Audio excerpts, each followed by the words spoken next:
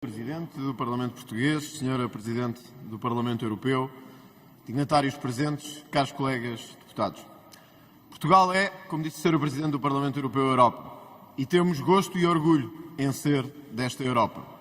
Desta Europa, da Europa que juntos fundámos, da Europa que pertencemos e desta nação que, por muito que nos tentem pisar, é a mais antiga e a mais reconhecida de toda a Europa.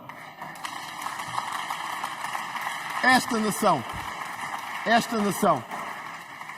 este Parlamento, que por isso mesmo, apesar da diversidade e daquilo que nos separa neste Parlamento e fora dele, nunca tivemos dúvidas do lugar que nos pertencia e do lugar em que estaríamos, no dia em que uma bárbara agressão condenou um país da Europa à miséria e ao sofrimento. Por isso também não tivemos dúvidas nesse dia que somos a Europa, porque sabemos onde devemos estar para proteger aquilo que é a nossa civilização. Só que esta não é só a Europa que defende a Ucrânia, nem é só a Europa de defesa dos direitos fundamentais, nem é só a Europa que queremos para o futuro, como contraponto aos grandes blocos mundiais. Esta é a Europa que se tem afundado na pouca transparência, na corrupção e naquilo que de pior tem atingido as instituições internacionais. Para além do próprio Qatargate, que envolveu o Parlamento Europeu nos últimos meses, com deputados presos que ainda ontem regressaram ao Parlamento, temos a falta de transparência brutal e significativa no negócio das vacinas durante a pandemia Covid-19.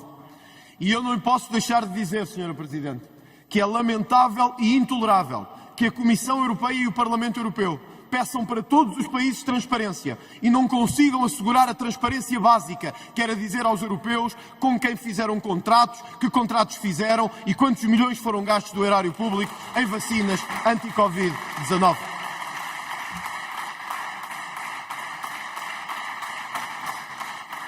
Senhora Presidente, a Europa teve a maior entrada de imigrantes ilegais desde 2016. Só 1 milhão de pessoas pediram asilo em 2022 na União Europeia. Foi o ano em que mais imigração ilegal houve na Europa desde a grande crise de 2016. Não é sustentável continuarmos a viver numa casa sem portas, em que o jardim é porta de todos, mesmo de criminosos, terroristas e bandidos. Senhora Presidente, esta União Europeia, feita pela democracia e pela liberdade, não pode ser a casa de terroristas, a casa de bandidos, a casa de corruptos e a casa daqueles que nos querem destruir. Uma casa sem portas deixa de ser uma casa e torna-se uma bandalheira absoluta no espaço global. A nossa identidade está em perigo. Destas entradas ilegais de imigrantes, a maior parte vieram da Síria, do Afeganistão e da Tunísia. Senhora Presidente, a Europa tem um dever de humanidade para com todos, mas tem um dever de identidade para com os seus próprios povos. Esta Europa em que vivemos e em que queremos viver é a Europa de matriz cristã em que crescemos e em que nos desenvolvemos. E não queremos ver um dia as igrejas desta Europa substituídas por mesquitas em todas as cidades deste país.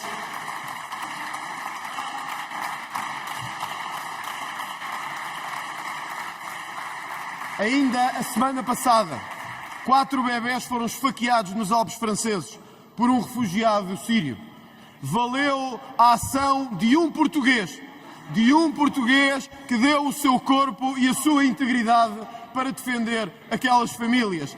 Não ao terrorista e não ao sírio, mas a esse português ferido nós prestamos aqui a nossa homenagem por aquilo que fez nos Alpes franceses.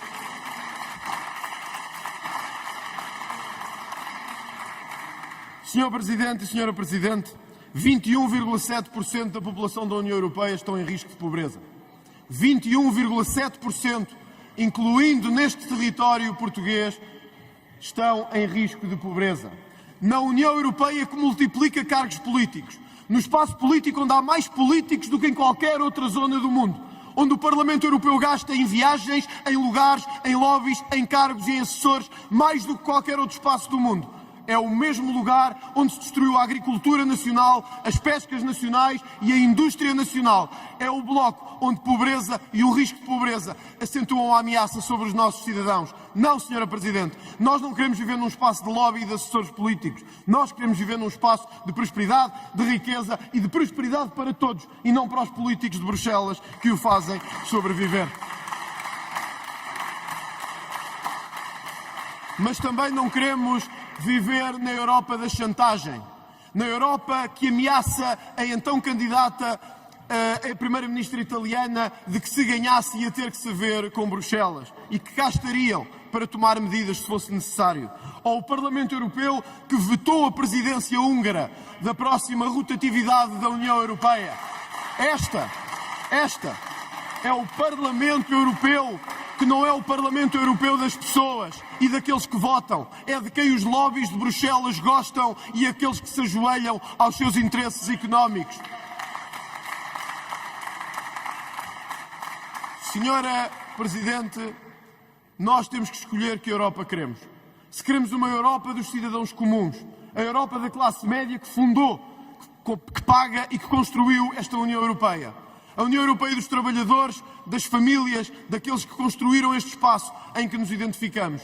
Ou se queremos ser a união dos lobbies e a união dos burocratas. A União Europeia tem que escolher que espaço quer ter e tem que escolher que caminho quer seguir no futuro. Se quer seguir o caminho dos homens e mulheres comuns que construíram esta Europa, ou da propaganda LGBTI sobre as crianças, da cultura woke que destrói a nossa civilização, da islamização da Europa e do empobrecimento dos nossos cidadãos. Entre um caminho e outro, nós vamos sempre escolher o caminho que interessa. O caminho daqueles que vocês todos ignoram, mas é o caminho daqueles que pagam os nossos salários e são os europeus comuns, aqueles que valem a pena por estarmos aqui. O resto é lobby, o resto é Bruxelas. E essa, Sra. Presidente, não é a nossa Europa. Muito obrigado.